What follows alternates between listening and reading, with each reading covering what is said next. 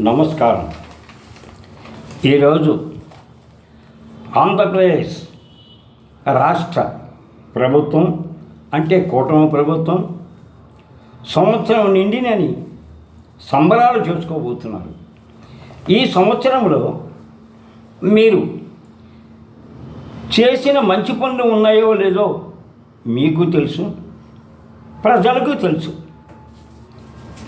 ఎన్నికల సభలో మీరు కడపలో మేము గెలిచిన వెంటనే, మా ప్రభుత్వం వచ్చిన వెంటనే ఆర్టీసీ కార్మికులకు జీవనభృతి కల్పిస్తాము అని నా గౌరవనీయులైన రాష్ట్ర ముఖ్యమంత్రి గారు ఆనాడు ఎన్నికల సభలో ప్రతిపక్ష నాయకుడిగా మాకు జీవనభృతి ఇస్తానని చెప్పి వాగ్దానం చేశారు. ఈ వాగ్దానాన్ని నిలబెట్టుకోమని మేము అనేక మెమోరాండాలు సమర్పించాం. అయినా వాటి జోలికి పోలేదు. ఆ ఇచ్చిన వాగ్దానం నిలబెట్టుకోలేదు.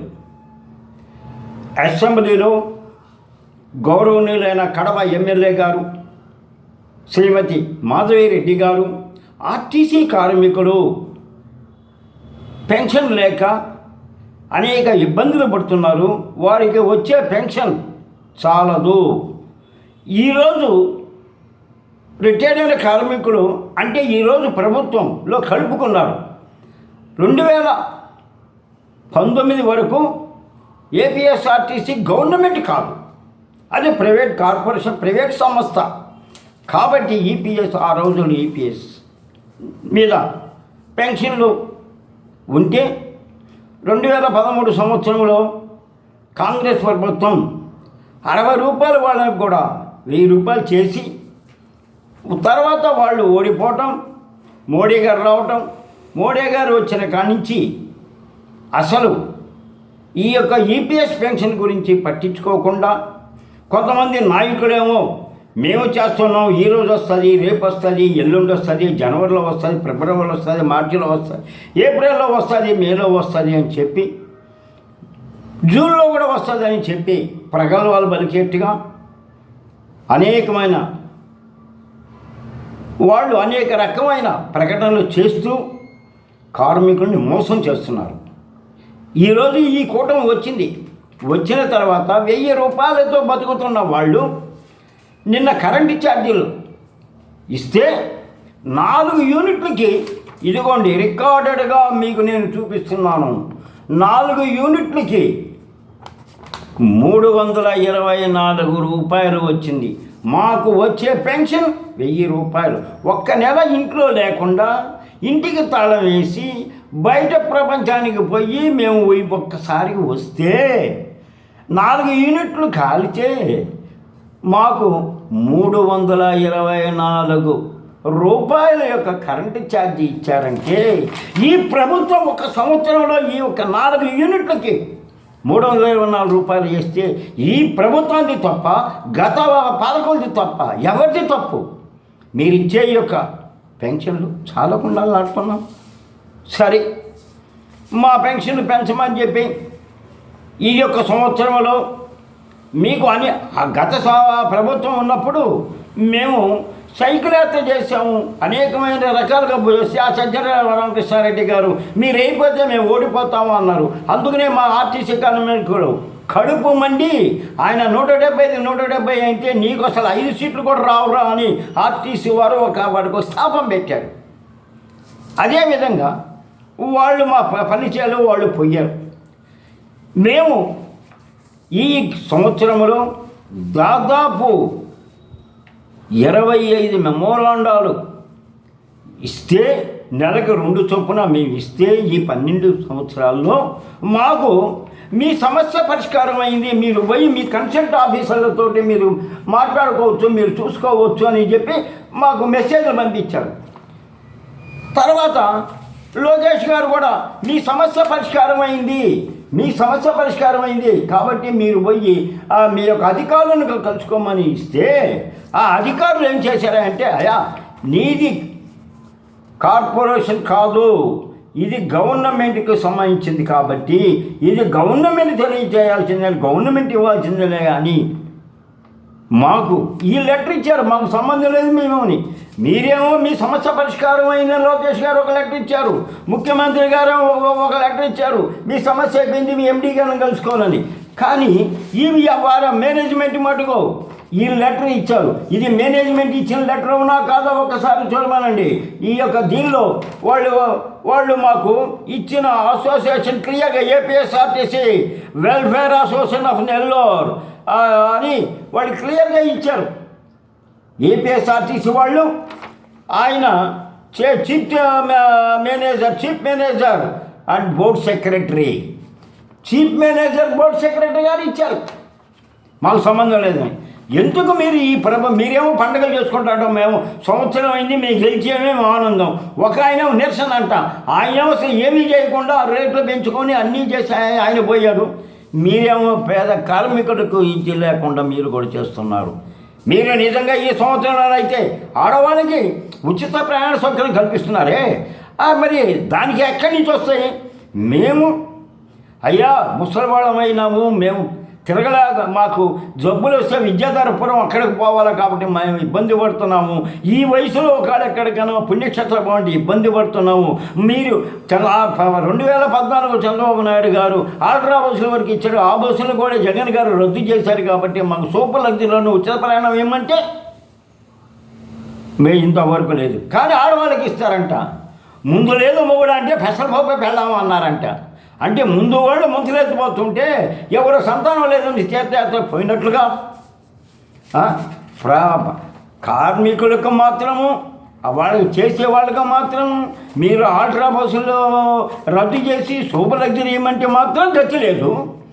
ఉచిత ప్రయాణ సౌకర్యం పల్లె వెలుగు నుంచి ఎక్స్ప్రెస్లో వరకు అంటే ఎక్కడైనా తిరగచ్చు అంట. ఏమి ధర్మం అండి ఇది, ఏమి న్యాయం అండి? ఆ కాంగ్రెస్ వాళ్ళు ఏదో పుణ్యం కట్టుకున్నారంటే వీళ్ళు కూడా అదే ధర్మం. కాంగ్రెస్ వాళ్ళు 1000 రూపాయలు చేసినప్పుడు మోడీ గారు ఎందుకు చేయరాబోయినారు? మీకు కూటమిలో మోడీ గారు ఏమన్నా చేయొద్దని చెప్పారా?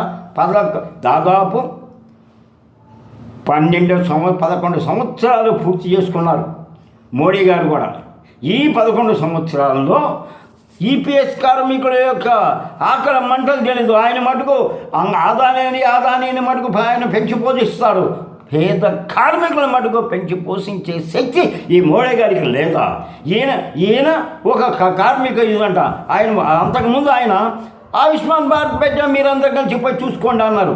నేను 250-300 మందికి కుటుంబాలకి ఆయుష్మాన్ భారత్ కార్డులు తీసి ఇచ్చాను. నా దగ్గర ఇంకా ఉన్నాయి. ఎవరైనా కావాలంటారండి మా ఏపీఎస్ఆర్టీసీ కార్మికులు మేము చూపిస్తాం. అయితే ఏ హాస్పిటల్ ప్రభుత్వమైనా అప్పుడు జగన్ గారి ప్రభుత్వం ఇది అయ్యా ఈ హాస్పిటల్ పనికి రాదు అన్నారు. ఇటువంటి చేతగాని ప్రకటనలు చేయటం ఎందుకు, చేతగానే హామీలు ఇవ్వటం, చేతగాని మాటలు మాట్లాడటం ఎందుకు, ప్రజల్ని మోసం చేయటం ఎందుకు, కార్మికులను అన్యాయం చేయటం ఎందుకు, కార్మికుల యొక్క కడుపు కొట్టడం ఎందుకు?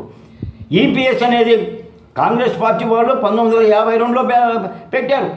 వాళ్ళ వల్లనే అసంఘటిత కార్మికులకు ఎంతమందో ఒకవేళ రిటైర్డ్ అయ్యి ఒక ఏళ్లలో ఉండి ఉద్యోగ సత్యం లేకుండా వయసు మళ్ళీపోయిన ఉండే వాళ్ళు ఉంటే వాళ్ళకి ఇస్తే ఈపీఎస్ పెన్షన్ని పెంచడం లేదు. అదిలో కాకుండా కాంగ్రెస్ ప్రభుత్వం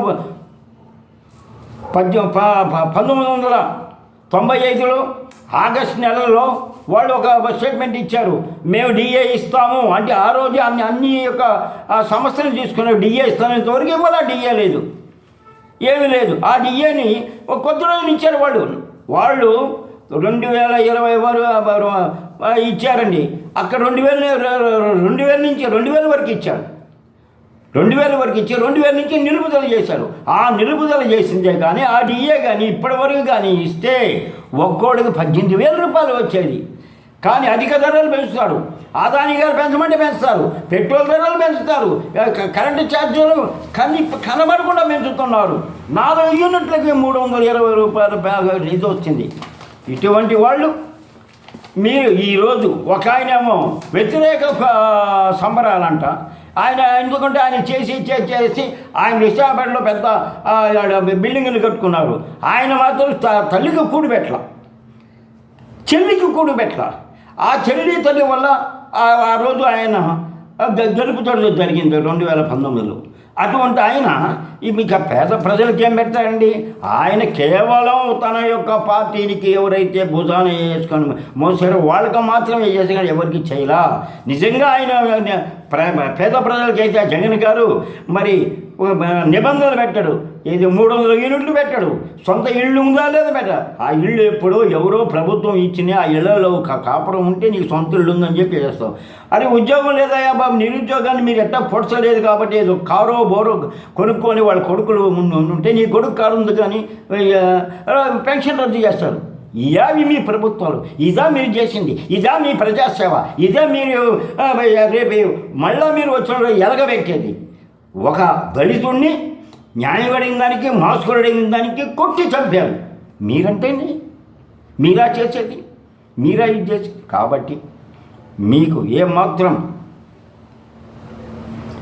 పేద కార్మికుల మీద విశ్వాసం ఉంటే, కార్మికులు పడుతున్న ఇబ్బందులు కానీ మీకు తెలుసుంటే మీరు ఈపీఎస్ పెన్షన్ని మోడీ గారి చేత మీ యొక్క కూటమి ఎంపీల ద్వారా అడిగించండి.